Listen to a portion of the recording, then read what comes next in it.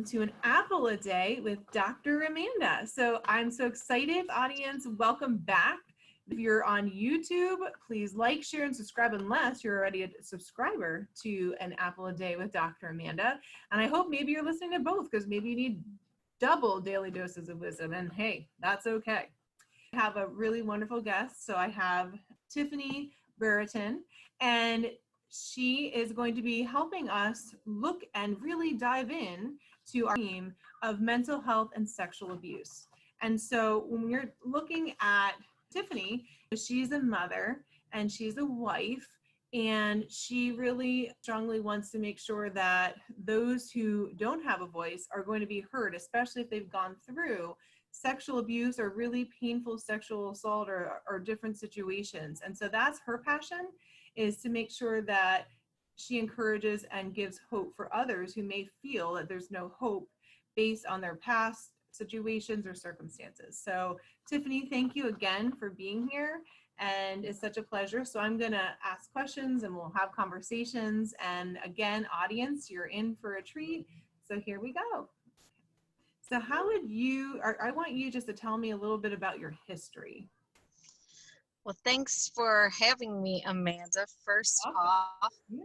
super excited to be here, and yeah, just give a voice to those who have been silenced. So I appreciate that. Yeah. So my history, I was sexually abused around I think I was around 6th grade. I found out with trauma, memories kind of aren't all there. The memory of the abuse is there, but the timing is just really hard to nail down. So I didn't tell anyone, and all through high school and in my just teenage years, I was suffering from just deep depression, and the pain was so overwhelming that I would come home from school and I would cut up my arm, and I was suicidal and leaving suicidal notes all over the place. And I think I was just I battled with some eating disorders. I think I was just screaming out for attention, for anyone to just hear me and see how bad I was suffering. So all the time through grade school and middle school and high school, I really just found a passion for remaining a virgin until I became married. I, oddly enough, became a stripper when I was 18 as a virgin. Which is really weird. So I met someone there and became comfortable with them, and I lost my virginity to rape at the age of 18.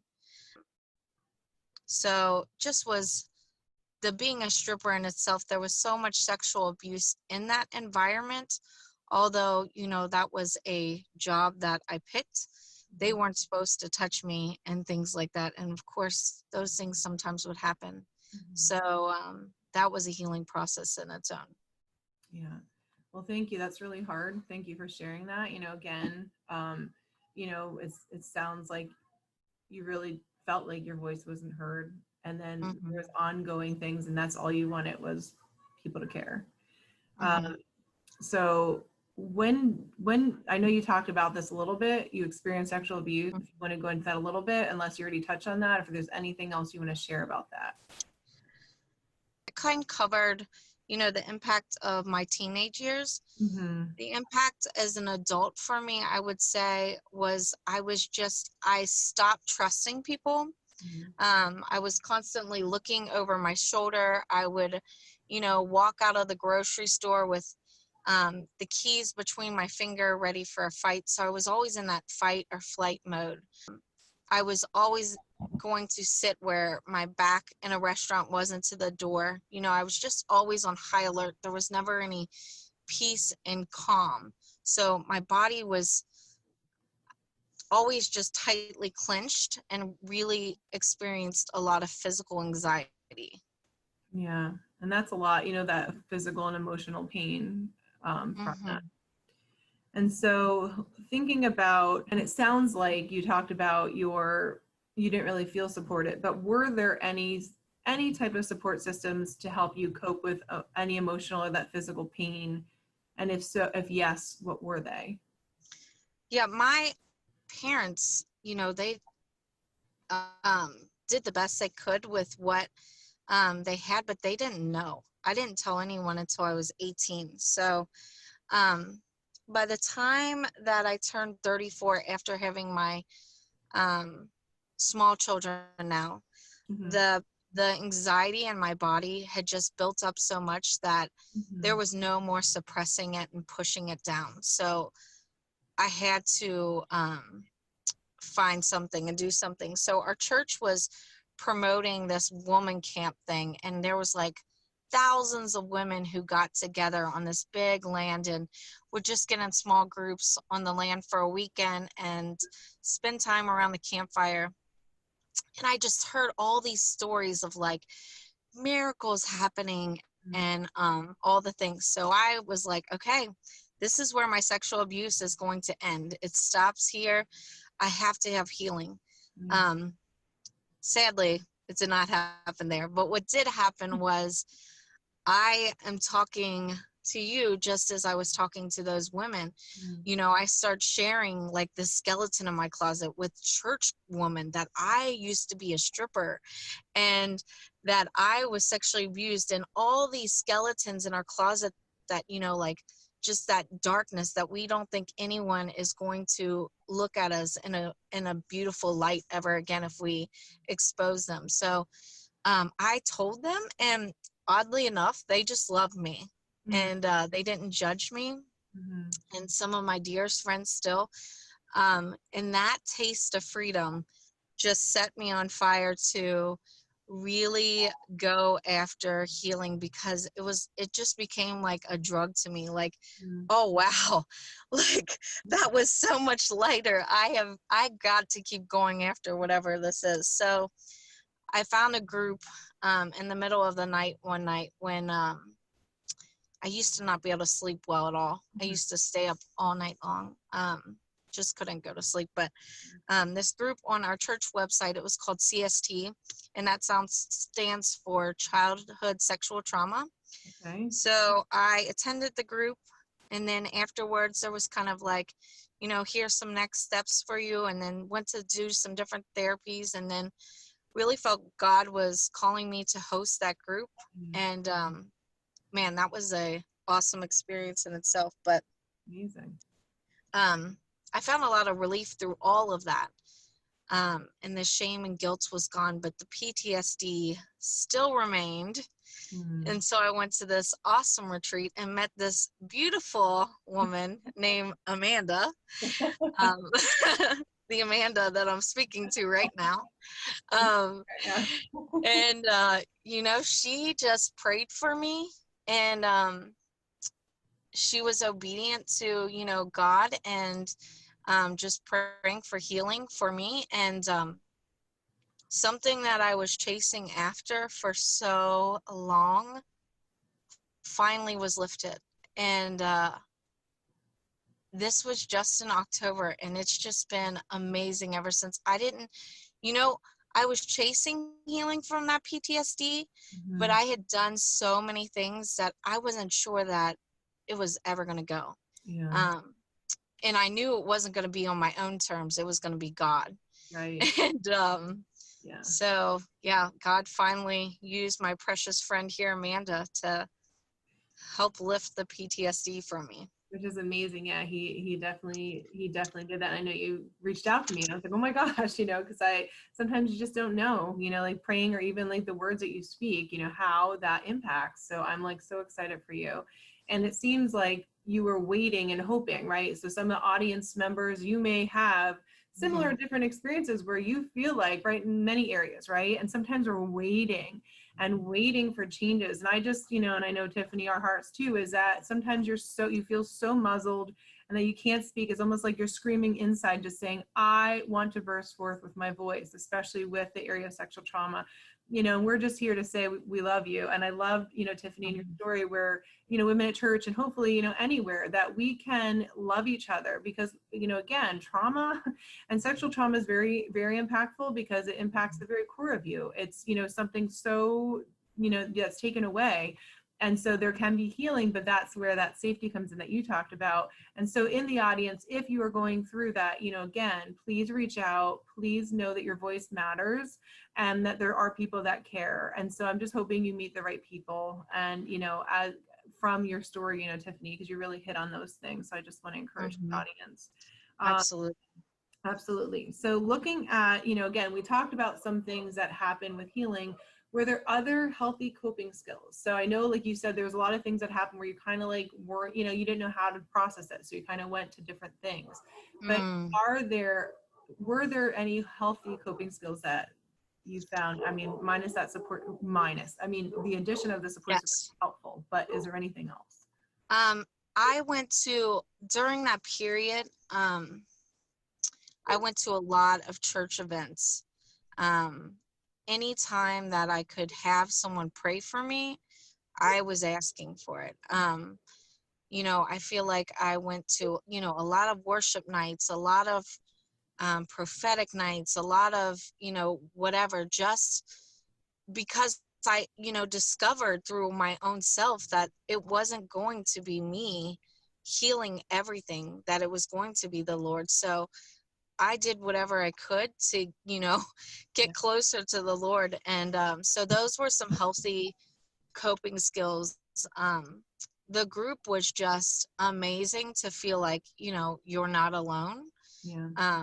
Although it's one of those things you wouldn't wish on anyone, but it kind of keeps you accountable, because it's, one of those things that you don't necessarily want to wake up and deal with every day. Some days you just want to forget about it. So absolutely right. And it is. And that's a good point too, that, again, you from based on you talking about this, that it can be really draining, right? And emotionally exhausting. And perhaps some of your self-care was, like, yes, I'm going to do this today. Right. But sometimes too much, right, can really drain you. So what would you say? Well, I'm a little bit stubborn. So, and by that, I mean, when I kind of go after things fully. That is a great suggestion, because I couldn't be the best me during that time. And if I would have taken breaks, not, long extended breaks, but just said, I can't do this today, and it would just be okay to just not do anything. Yeah. That would have helped. I have a really hard time giving myself grace. Yeah. But that's a big thing. Yeah. The Lord gives us grace, and give yourself grace, because this is a marathon. This isn't something that happens overnight. So Yeah, that's grace. good. It's that grace, giving grace, and then that patience. And I just really ask that because, even recently, again, I'm in a counseling, trauma counseling program, right? But I also, and I also find, just so anybody out there, anytime you're in counseling as a counselor, whether you're licensed, or going for it, or you're any human being, like all of us need some form of counseling, right? People who can support us, and sometimes our friends hear us, but it's different than counseling, right? Than the license or having people who can get to the roots. That's helpful. So I just want to encourage you, that's okay. And so I'm just prefacing that with, I had a counselor say to me, because I'm similar to you, Tiffany, when I'm going through things and wanting to process or get to the roots, I'll keep going. And I remember she said something recently. This was my wisdom. She said, I think you're the first person I've ever had to tell to stop for a week. Like she's like, I don't think I've ever told somebody in my practice. She's like, I love that you go to the deep roots. But she's like, and you know what? I did. And as soon as, and that week, I will tell you, and I'm using that in my practice even now, like sometimes it's okay to say, it's okay to just not do that today, right? Or it's okay. And every day I did, I had like this little thought, and I'm like, you know what? This is my week off. Yeah, I would love to add to that. I feel like it was such a hard thing for me to take that next step into healing, because for some reason I looked at therapy and things like that as such a bad thing, and that it made me less of a person for some reason. And now I scream from the rooftops that I sometimes I literally was, just a few months ago dealing with something and talked to a counselor about it. It's, Mhm. it's important. We all need help from time to time. There is no shame in it.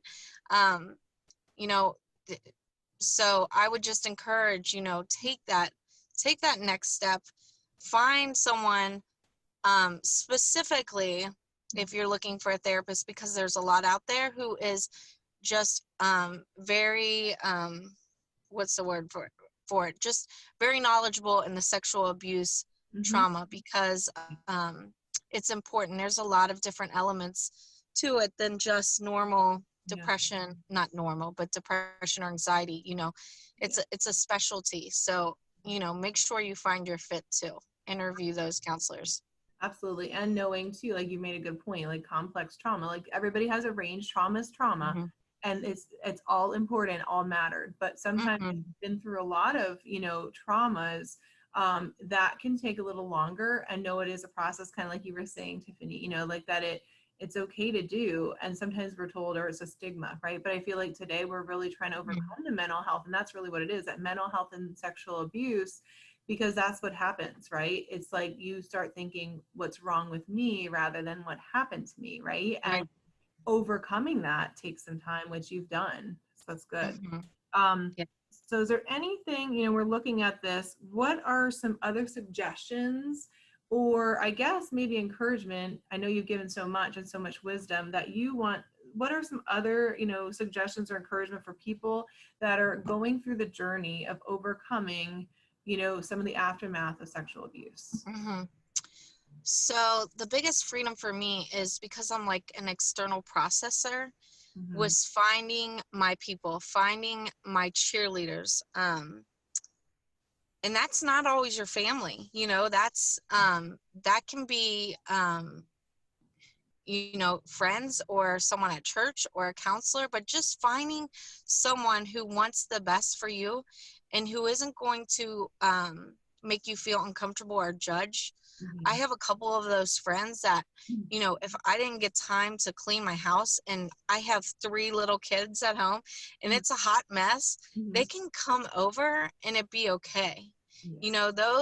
Those are your cheerleaders, the ones that love you just as you are. And I think that's the most important thing, because um, what happens is often, like I feel like the Lord brings this healing to surface and you want to get it off your chest, but it can be very dangerous to tell the wrong people, Right. because if they judge you or if they respond in a way that's hurtful, Mm-hmm. that can literally silence you once again. And Good point. so I just urge anyone who's listening to find your people. And that might take a while, but maybe it's a pastor at church, maybe it's a counselor specific in this field. Just be very careful. Just look for the people who love you just as you are. Yeah. Those are gems. Yeah.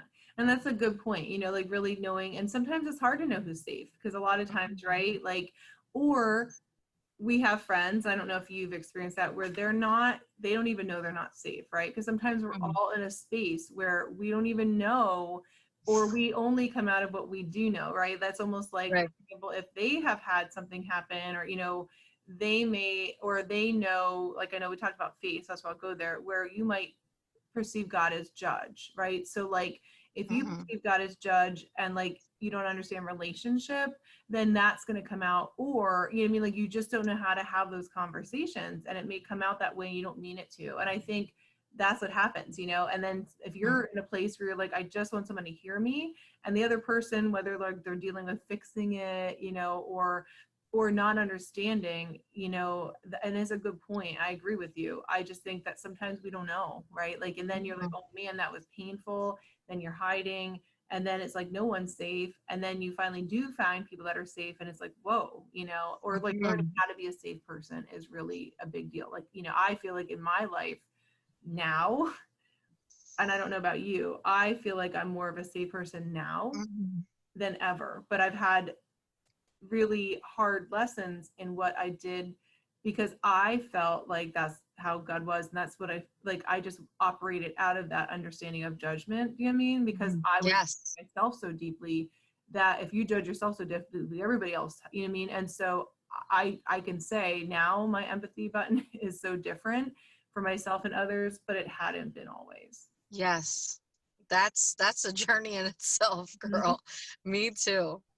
Yeah, and but again, so that's why I even have empathy, and even people that are walking out in that judgment, like we've all, in some capacity, we've all been there, right? Like, Mhm. because as human beings, like I don't know that we can, like you look at on the news too, anytime there's something with sexual abuse, right? You have some people that still are like, oh, well, why were they there? Or what happened, and you still have a lot of shame and guilt and embarrassment, and people don't know what to say or do, or like it's so prevalent in families and generational stuff.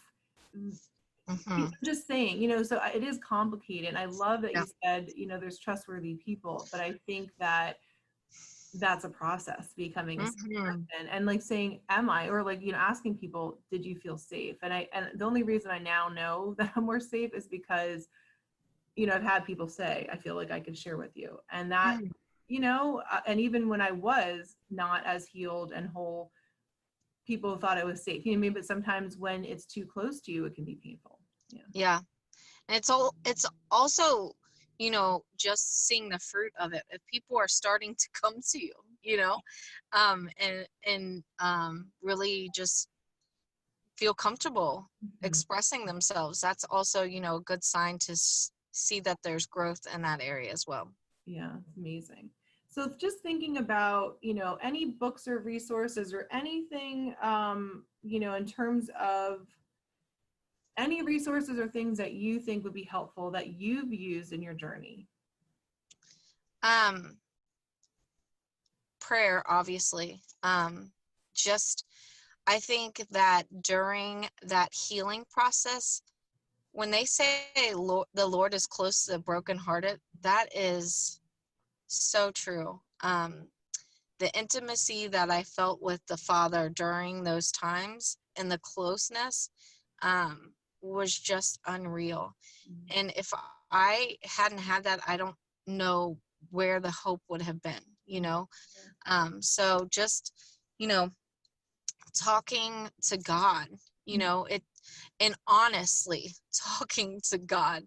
Not, it doesn't have to be a specific prayer you say. You don't have to have all the words right. Just start talking to him like, Amanda and I are talking, and because he already knows anyhow, so why are we hiding things? Yes, So that's just good. so that was really important. I love the book, and we were just talking about judgment, and How to Stop the Pain is a really good resource.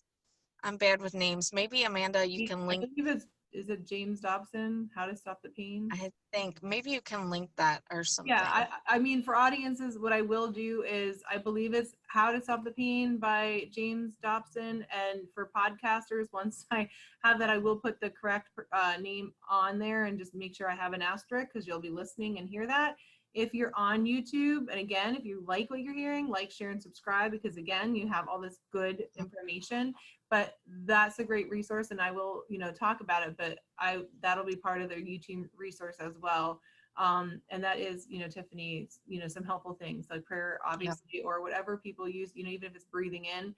And yeah, Yes. definitely that book, How to Stop the Pain. And it is, I've read that book as well. I know it's faith-based, but some of you who want to have a good resource and learn some more techniques, you may consider it, again, as a helpful tool in your toolbox. hmm There's also another book called Boundaries, Mm. and I'm actually dealing with boundaries still. That's still very much a thing.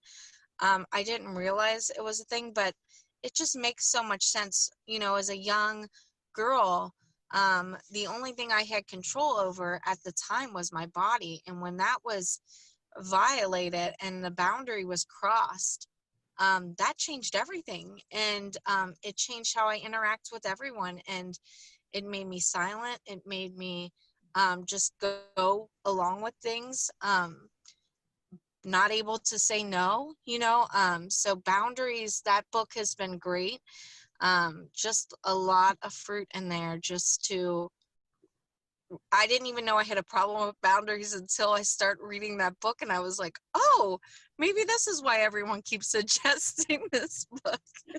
Yeah. Oh, well, and and so Boundaries it's by Dr. Henry Cloud, and he has many like healthy boundaries for kids. But Tiffany, just like you said, when you have been violated in such a way that there are safe boundaries, and someone comes into your space when you're younger and they teach you there is nothing safe, right? And you can't even process that as a kid, right? I mean, our brains do not form until Right. really teens, but really research is showing mid-20s, if not later. 25.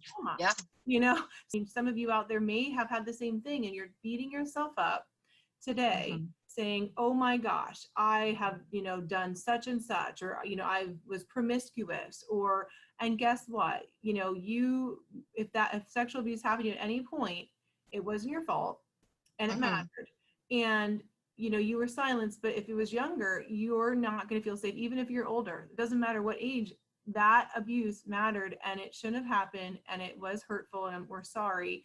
But then, because we had pain, you're acting out of that, and that you're trying to normalize what happened, and there's no boundaries. So I just want to encourage those of you in the audience to know that you're loved, and you don't have to feel like there's no hope, or that you're going to be stuck in that place and saying, well, this is what I did, because your past is your past, and things happened that led to that. And I just want you to know that there's hope, and there's new things that can be for you. And I know, Tiffany, your story has been very powerful about everything that you've been through and how you can move forward. And I love that you're willing to share it, because there's probably so many other people, that like you've been in that place perhaps, and they're hearing what you have to share, and that resonates with them, and they're like, oh my gosh. And you're helping them unlock and saying, I don't have to stay there. I don't have to keep condemning myself.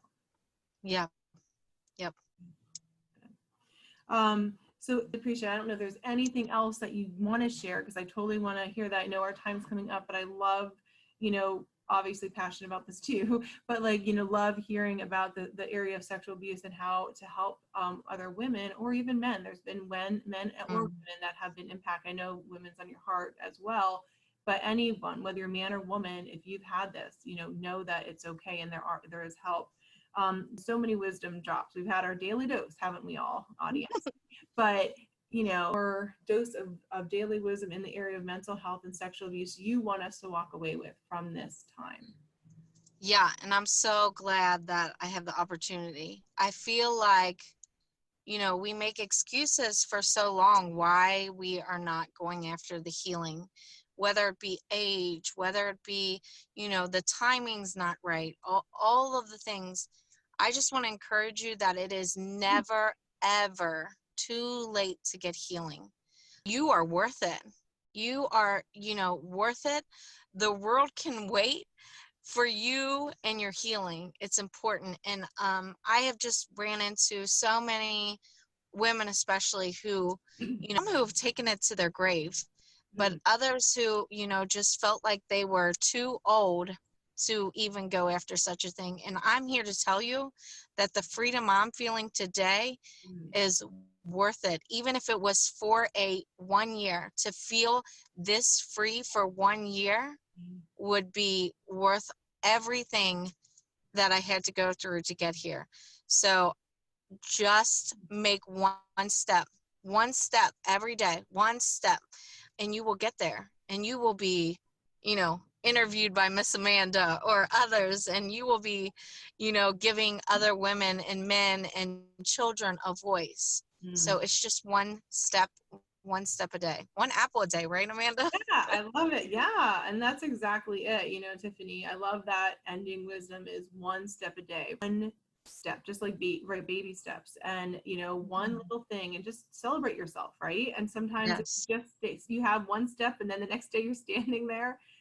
That's okay, right? And then just keep going, and it's okay. This is a process, and I love that you said that, Tiffany, and encourage them. And that's exactly it. It is a process, but we're here for you. And it's really powerful. So thank you for sharing your heart. And really, Tiffany, I agree with you. I think all of your voices out there need to be heard. And what's more powerful is as we heal and we overcome, then we help others. I've heard this before. That, I'm almost like a 2-year-old in my healing, right? But there might be someone 1.5 or 1 years old behind me. And all I'm doing is reaching back and saying, hey, they're watching what I do as I keep growing, and then they'll grow. And it's like, hey, this is kind of like I'm maturing in this or healing. And then they see that, or I'm able to, give encouragement, and then they overcome. So we help by overcoming and then helping, encouraging others overcome. Mm-hmm. So thank you, Tiffany, so Yeah. much. It was a pleasure. And everybody, remember to tune in remember these weeks we're doing mental health and sexual abuse. I hope you all have a wonderful week, and be back tomorrow for another daily dose of wisdom. Take care, everybody. Thank you. Thanks so much, Amanda.